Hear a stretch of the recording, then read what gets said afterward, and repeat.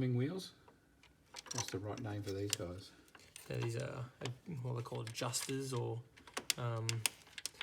Vanos adjusters. Vanos adjusters, yeah. Otherwise known as timing, variable timing adjusting units. Yeah. They have to fit in at the same time. And these bolts we did have to replace. They were stretch bolts. They go into a certain torque and then you have to turn them another 180 degrees. So they do need to be replaced, these guys. That's the big bolts that go through the centre of these. It has written exhaust on this one, so it shows that it's on the exhaust cam. Yeah. And you'll have in on the other side, which is inlet. There you go. Make sure you get the right ones back on. Does the position, you stick that in now? So these adjusters, they don't need to be timed up in any particular way. It's the cams on the outside. Yeah, you just got to have these holders at the back to get the cams both aligned. It's the cams that need to be timed up, but they are, because they're locked in. Yeah. These adjusters spin, can spin with oil pressure to advance or retard timing. So these aren't timed up to the actual engine, the cams, but what we do need to be timed up are the actual, this is what the cam sensor runs off. That will be the cam sensor there, and it will point up.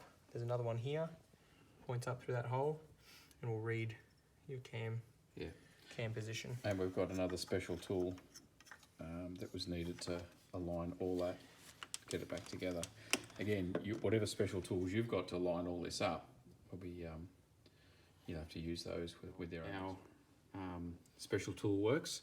It's very important to align these, not so much these guys, but these front plates have to be aligned for the timing sensors.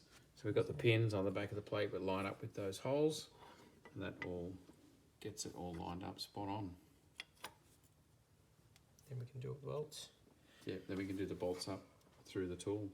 So the torque specs on these, you've got to pull them up to 20 Newton meters, and then you've got to turn another 180 degrees on those brand new stretch bolts to get them tight enough. Of course, when you're doing these up to their torque and then going the 180, you've got to actually pre-tension the timing chain as well. So you could put that tensioning bolt back in to have it in the right position before you do all the work on getting these things aligned. I wanted to show you what this cam angle sensor looks like inside, but also just how feral it was. Have a look at this here. This doesn't have a great deal of chance of giving an accurate reading at the moment because it's just so dirty. So it just needs to be cleaned up to give it a fair chance. This is where the Allen key goes in the side to hold it into place. But this just needs a good old clean up to give it a fair chance to be able to read. Now, when you're cleaning your sensors, it does matter what you put on them to give them a clean. Obviously no water or anything like that. What I'm going to use, that is the only way to do it, is something that's not going to leave any residue. So, and if you've got something that's really, really dirty, you can clean it with something like this, get it clean, and then just finish off with that, because that'll make sure that there's no films or anything left on your sensor out. I pull it out and give it a clean. I've also pulled the O-ring out. Mine stayed in its position. Now remember, on the loom, you've got to get it right, which is the intake cam and which is the exhaust cam. You've got to get those sensors in the right order. So yeah, either do them one at a time or just make sure you see where the wires sit to go in the right position. So I pulled the O-ring out of mine as well, gave it a clean, gave it a lube. Then we're going to put the O-ring back on. It just goes over the top there and presses down into position. If the O-ring's hard, replace it, because this is certainly is a possible oil leak spot. This one's okay. I've actually used a little bit of silicon-based lubricant. I'll put a link through to that in the description where you can get that. That's ready to go. It's a matter of putting it back up underneath here and slipping it into position. You can see there, nicely back in position. Just turn it so those hole lines up, and then screw it all in, and then plug the loom back in. Okay, so now once this is all prepared, we're going to put the new gaskets on. I've got the first one on here. It's all cleaned up and in place.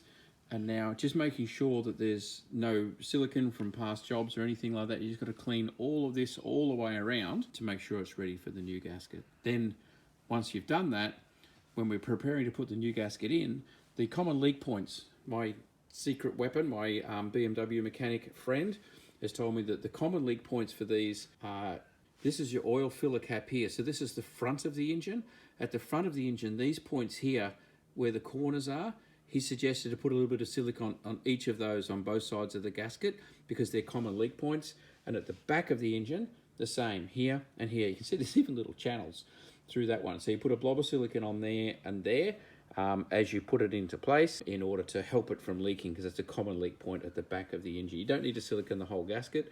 The rubber gasket will seal it as long as your sealing faces are in good condition and all clean, but you do need in these corners. Okay, so back here on the engine, the tips, the tricks, the things to look out for, particularly this spring here at the back of the engine.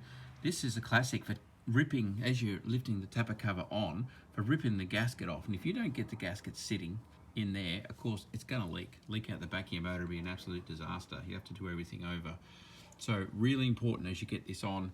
And when the tapper cover comes on, you sort of have to come down low, down here, and then come up and over, and be very, very mindful of that spring. You see you've got to fit in between this hose here. It's just a whole lot of juggling that needs to happen to get it up and on and in and flat. When the gasket goes in, and again on these spots here, a little bit more here because they've actually got little channels that I want to fill up and around, and then we sit the gasket in place. Around, just following it, you've got little lugs on the gasket there where that hole is, you see, and following it around, just getting that slot in all the way around, just making sure it sits flat and sits down. If there's anywhere that pops up, because you're going to have to muck around and lift this into place, I would put a little bit of silicone under that as well, because you really want this to stay in place while you're getting it into position and putting it down. So there we go, almost done. Just poke that in all the way around. This gasket's absolutely made to suit. Like that. I'll put a link through to gaskets in the description so you can find all the bits and pieces that you need. That's it, that's in place. Now I'm just going to tip it upside down. As I said, if a bit falls out and it's a bit floppy, I'll put a little bit of silicone under, simply so that when we tip this upside down and put it into place, we want everything to stay exactly where it is. So again, just a little bit of silicone on the sharp points, which can tend to be leak points over the back, here and here, there and there on the corners. I've chosen to put it here rather than on the gasket, because as I'm lifting the gasket in, I don't want it to bump and get silicone all over everything and make a mess. So this way it's more out of the way until the gasket comes and sits right on top. So okay, we're ready to lift that rocker cover on, tilt it down, come down here nice and low, very mindful of this spring at the back and that hose coming between the two, plop it in, and then we're ready to do it up.